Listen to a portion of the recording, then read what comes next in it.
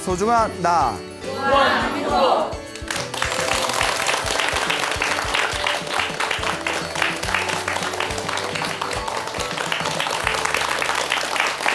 네, 만나서 반갑습니다. 예, 광우 스님이라고 합니다.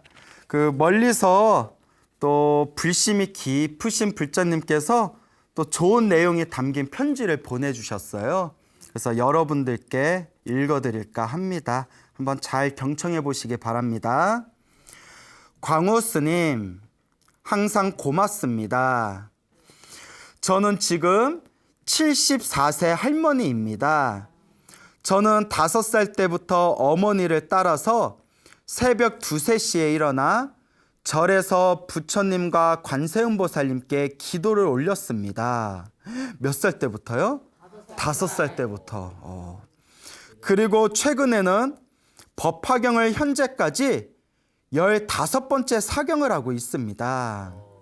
그리고 저는 매일마다 마음속으로 전 세계 모든 사람들이 행복하기를 발언하고 있습니다. 이와 같은 기도 공덕으로 저는 부처님의 가피로는 안 되는 일이 없다는 것을 마음속 깊이 느끼고 확실히 믿습니다.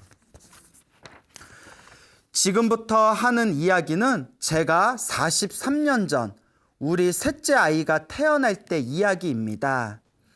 의사 선생님이 저에게 자연분만이 어려우니 제왕절개를 하라고 권유하여 첫째와 둘째 딸을 낳았을 때 의사 선생님이 나중에 3번째 제왕절개를 하면 위험하다고 경고하며 의사 선생님이 나팔관 수술을 해서 다시는 임신이 되지 않게 조치하고 수술이 끝났습니다. 그런데 그 후 2년이 지난 뒤에 제가 다시 임신이라는 판정을 받았고 그 뒤에 저는 어느 날 꿈을 꾸었습니다. 꿈속에서 저는 제가 매일 수행하던 사찰에 갔는데 절 앞마당에 관세음보살님이 보이시고 관세음보살님께 향과 꽃불을 켜고 있는 잘생긴 청년이 보였습니다.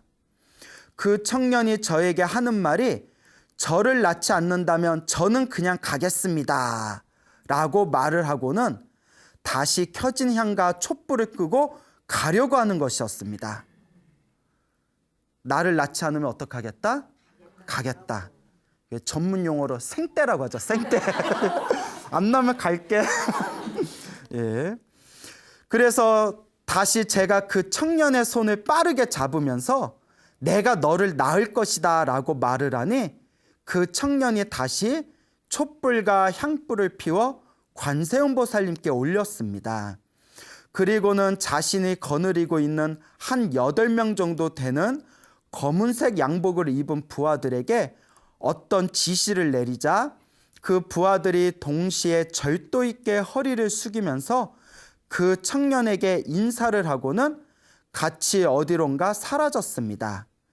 임신 판정을 받고 이런 꿈을 꾼 것입니다. 일종의 태몽 같은 거죠. 다시 산부인과 병원을 찾아가니 의사 선생님이 3번째 제왕절개는 위험하다고 아이를 유산시켜야 된다고 했습니다. 그 말을 듣고 저는 너무나 괴로웠습니다. 병원을 나오면서 저는 마음속으로 이렇게 결심하였습니다. 만약 아이가 죽는다면 나는 같이 죽을 것이다. 이제 꿈에서 약속을 했잖아요. 내가 너를 낳을 것이다. 그런데 여러 병원을 찾아다녔지만 어떤 병원에서도 저의 3번째 제왕절개를 맞지 않으려고 하였습니다. 그러다 마지막으로 한 곳을 더 가보자는 마음으로 부산에 있는 아무개 산부인과를 찾아갔습니다. 그런데 그곳의 산부인과에서도 만약 산모와 태아가 잘못되면 병원이 모든 책임을 져야 되기 때문에 수술을 절대 할 수 없다고 하였습니다. 그래서 저는 의사 선생님에게 병원에 오기 전에 제가 좋은 꿈을 꾸었으니까 모두 안정할 거라고 말했습니다. 의사 선생님이 당신이 그렇게 꿈을 잘 꿔요? 라고 물었습니다. 그래서 저는 이렇게 말했습니다. 저는 어떤 일이 있을 때마다 항상 꿈을 꾸는데 항상 틀리지 않고 그 일에 대해서 적중하였습니다. 라고 말했습니다. 그랬더니 의사 선생님이 그럼 제가 수술을 한번 해보겠습니다. 라고 약속했습니다. 못 꿨다고? 꿈 꿨다고? 아, 꿈을 그렇게 잘 꿔요? 하면서 그럼 제가 무엇을 한번 해보겠습니다. 예, 수술을 한번 해보겠습니다. 라고 약속을 했다네요. 의사 선생님이 꿈을 되게 좋아하시나 봐요. 그렇게 10개월 후에 수술하기로 약속을 했습니다. 그런데 9개월째 되던 해에 갑자기 건강이 악화되어 일찍 수술을 하러 산부인과 병원을 방문하였습니다. 그때가 1976년 12월 24일 양력이었습니다. 12월 24일이면 무슨 날이죠? 예, 절에 가지 말고 예, 병원에 이제 교회를 가야 되는 12월 24일 날 그렇게 병원에서 척추 마취를 하고 곧 제왕절개를 진행하였습니다. 그런데 저는 그때 척추 마취를 하면 수술하는 것을 알 수 있었을 것이라고 생각했는데 제가 아무 소리를 듣지 못할 정도로 의식 불능 상태였던 것 같습니다. 그리고 수술 진행 중에 다시 의식이 돌아왔는데 그때 아기 울음소리가 들렸고 몸에 고통이 느껴졌습니다. 그리고 수술이 끝나고 제가 산부인과 병원의 산모 회복실에 있는데 그때 수술을 도왔던 간호사분이 이렇게 말해 주었습니다. 수술을 진행하는 중에 갑자기 환자분의 혈압 수치가 0이 되었습니다. 위급한 상황에서 얼마의 시간이 흐르고 환자분의 혈압이 정상 혈압으로 다시 돌아왔는데 제가 간호생활 20년 동안 이런 일은 처음이라서 너무나 놀랐습니다. 라고 말하는 것입니다. 여러분 혈압 수치 0이 돼 본 적 있으세요? 그렇죠. 그리고 수술하셨던 의사 선생님이 오셔서 하시는 말씀이 산모의 장이 두 번째 제왕절개를 할 때 그 당시 의사 선생님이 창자를 마구마구 집어넣어서 장이 유착되어 있었는데 이 세 번째 아이를 낳으면서 장에 유착된 부분까지 다 떼어내서 정상으로 바뀌었습니다. 이 아이가 안 태어났으면 당신이 어떤 병인지 모르는 상태로 서서히 배가 아파서 생명이 위급해질 수도 있는 것인데 이 아이가 당신을 살렸습니다. 대박. 라고 저에게 말해 주었습니다. 지금 제가 생각해 보면 부처님과 관세음보살님의 가피가 아니었다며 불가능한 일이었을 거라고 절실하게 느낍니다. 여러 부처님과 보살님들, 특히 관세음보살님께 너무너무 고맙습니다. 광우스님 항상 건강하시고 부처님 가피 입으시고 행복하시길 부처님과 관세음보살님께 두 손 모아 기도드립니다. 수월 합장.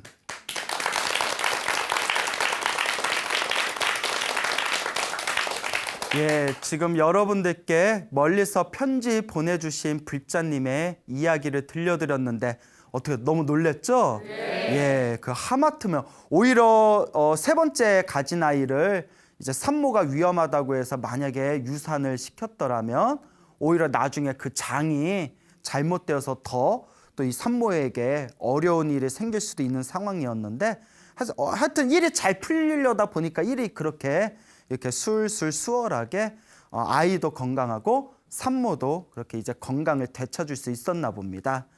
자, 그래서 여러분들에게 이렇게 또 소중한 편지를 보내주신 우리 불자님 너무나 감사드리고요.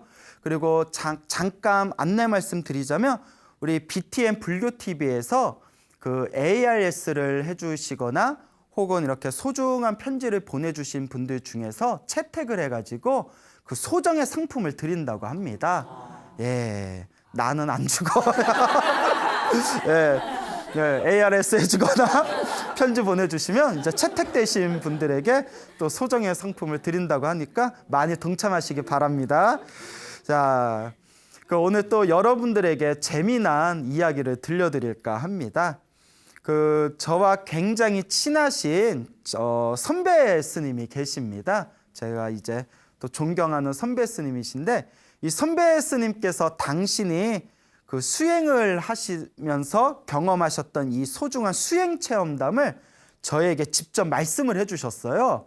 제가 듣고 너무 놀래가지고, 와, 이건 진짜 이건 소나무 소재감이다. 야, 잘 됐다 싶어가지고 우리 선배 스님께, 스님 이야기가 너무 좋습니다. 스님이 직접 경험하신 이 소중한 이야기를 제가 소나무에서 많은 불자분들에게 전해드리며, 우리 불자분들이 이 이야기를 듣고 마음으로 큰 믿음을 일으키실 것 같습니다. 제가 이거 소나무에서 이야기해도 되겠습니까? 하니까 스님께서 웃으시면서 익명으로 해라 이러시더라고요. 당시 이렇게 알려지는 거 별로 안 좋으시대요. 왜냐하면 요 서울에서 굉장히 큰 절에서 이렇게 소임을 보고 계시는 분이거든요. 딱 이름만 대면 알만한 아주 큰 절에서 지금 이제 활동하고 계시는 스님인데, 당신이 뭐 그렇게 이제 이름을 알리고 싶지는 않고 불자들에게 도움이 된다면 광우 스님이 뜻대로 소나무에서 이야기해라라고 말씀을 해 주셨습니다. 아주 재미난 이야기니까 한번 잘 들어보시기 바랍니다. 여 스님께서 이제 출가를 하시고 나서 그 강원이라는 곳에 들어가셨다고 합니다. 그 강원이라고 혹시 들어보셨나요? 저희 스님들은 출가를 하면 머리를 깎으면 행자 생활을 지내고요. 행자 생활은 다 들어보셨죠? 네. 행자 생활을 거치고 나서 삼위계라는 계를 받습니다. 삼위계라는 계를 받고 4년 동안 기본 교육 과정을 밟습니다. 4년 동안 기본 교육 과정을 밟고 난 뒤에 구족계라는 정식 승려의 계를 받게 됩니다. 그래서 구족계를 받으면 이제 남자 스님은 비구가 되는 거고요. 여자 스님은 비구니가 되는 거예요. 그래서 삼위계를 받으면 구족계를 받을 때까지 4년 동안 무엇을 밟아 나가야 된다? 기본 교육 과정을 밟아 나가야 되는데, 대항불교 조계종에서 이렇게 인증한 그 4년 동안 밟아야 할 기본 교육 과정 중에 하나가 바로 강원입니다. 그래서 강원이란 곳에서 4년 동안 경전 공부를 하는 거예요. 무슨 공부를 한다고요? 예, 4년 동안 승려로서 알아야 할 부처님의 가르침을 공부하는 곳이 바로 강원이 되겠습니다. 이제 이 스님께서 강원에 딱 들어가시고 나서 이제 4년 동안 공부를 하지 않습니까? 1학년 때에는 치문이라고 해가지고 치문이라는 그 두꺼운 한문 책을 봅니다.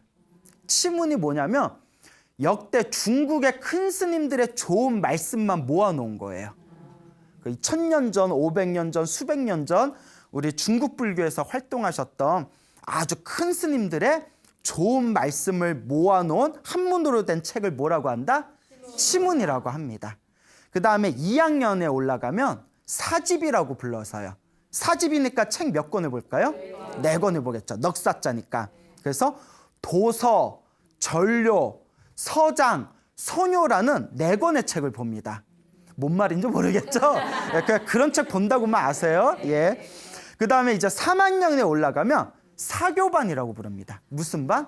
사교반. 사교라고 해요. 사교니까 몇 권 보겠어요? 예, 4권. 사교 때는 무엇을 배울까요?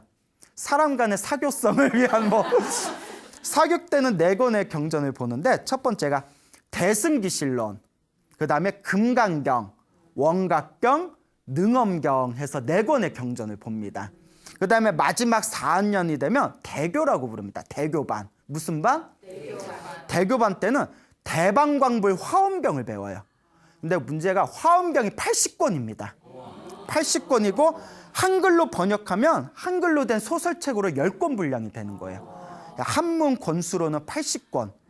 근데 그걸 사실 1년 안에 다 봐요, 못 봐요? 예, 거의 힘들죠. 자, 그러면 처음에 이제 치문을 배운다고 했죠? 1학년에 딱 치문책을 보는데 하얀 건 종이고 검은 거는 글씨예요. 그러니까 한문으로만 되어 있으니까 봐도 이게 갑갑하시더래요. 그래서 이런 생각이 드시더랍니다. 내가 요 치문이라는 두꺼운 한문책만 다 보면 내가 8만 대장경을 다 읽을 수 있겠구나. 그런 믿음이 생기시더래요. 그래서 옆에다 한문 자전을 올려놓고 모르는 글씨는 하나하나 막 하늘천 나오면 옆에다 하늘천, 뭐 길도자 나오면 옆에다 길도, 모르는 글자가 있으면 하나하나 이렇게 베끼면서 그걸 계속 읽으셨답니다. 읽고 또 읽고 또 읽고 읽고 또 읽고 또 읽고 뭐 이런 건 잘 따라요. 쉬운 거는. 그래요. 그래서 계속 읽다 보니까 스님께서 조금씩 이해가 안 되던 문장들을 조금씩 무슨 뜻인지 이렇게 마음에 와닿더래요. 그래서 우리 그런 얘기 있잖아요. 아무리 모르는 글도 100번 읽으면 뜻이 저절로 드러난다. 자꾸 읽다 보니까 무슨 내용인지 무슨 뜻인지 조금씩 보이니까 그만 공부에 재미가 붙은 거예요. 모르는 걸 조금씩 알아가는 재미. 그거 대단하잖아요. 그런 거 별로 못 느끼셔 보셨나요? 모르는 걸 알아가는 재미. 계속 읽다 보니까 나중에 잠자는 시간도 아깝더래요. 시간이 너무 아까워서 어디에 올라가가지고 다락방에 올라가서 계속 읽었대요. 무슨 뜻인지 몰라도 읽고 또 읽고 또 읽고 이런 것도 잘 따라요. 그래서 1학년 치문을 읽다가 2학년으로 넘어가셨대요. 그래서 2학년 때 제가 도서, 전료, 서장, 선요 이렇게 4권의 책을 배운댔죠. 그중에 이제 서장이라는 책이 있어요. 또 서장이라는 책에 나오는 한문 글이 아주 또 명문장이래요. 그래서 서장을 계속 읽었대요. 서장을 읽고, 이것도 따라할 거죠. 읽고 또 읽고 계속 읽었답니다. 서장을 2학년 때 계속 읽고 이제 3학년에 다 올라갔대요.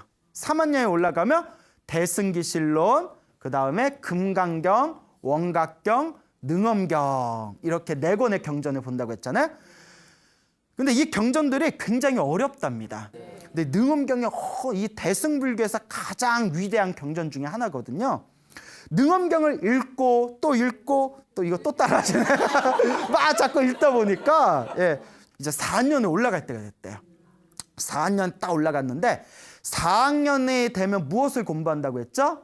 화엄경 배운다고 했죠. 80권으로 된 화엄경.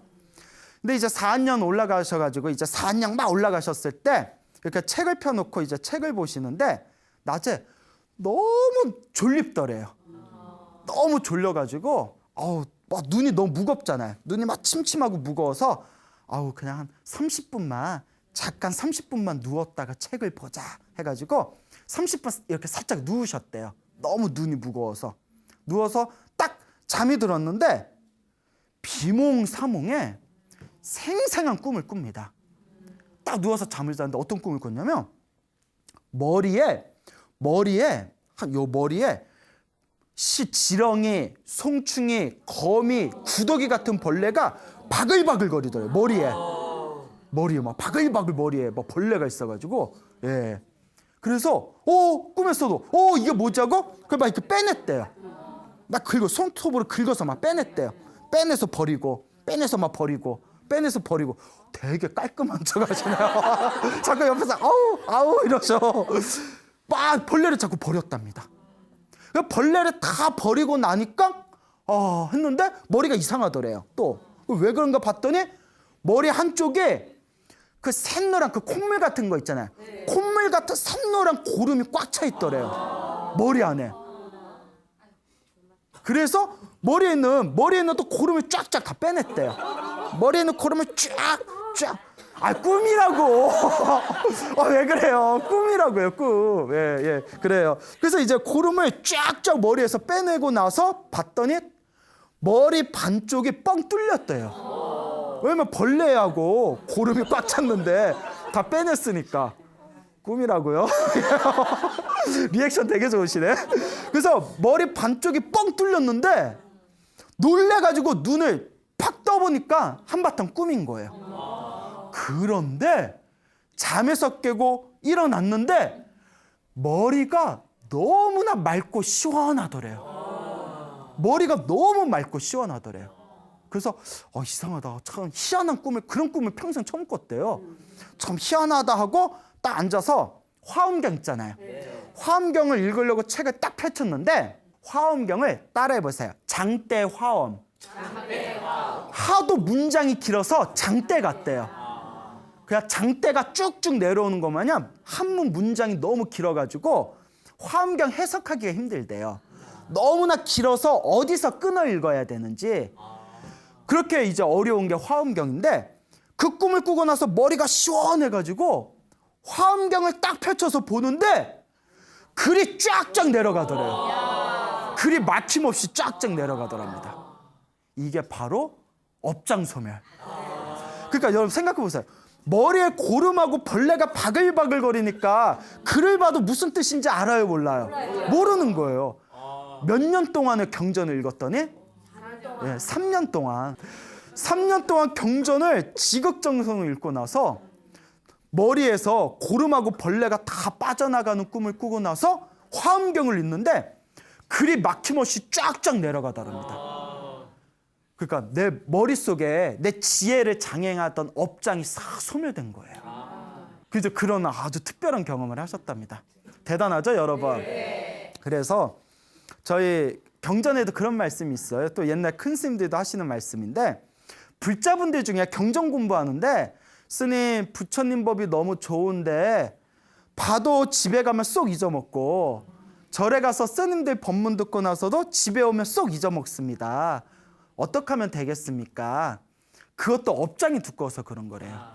지혜를 장애하는 업이 강해서 그랬대요. 그러니까 무엇을 많이 해야 된다? 업장 소멸 기도를 많이 해야 된다라는 것을 명심하시길 바랍니다. 그래서 이 스님이 이와 같은 첫 번째 특별한 경험을 하셨고요.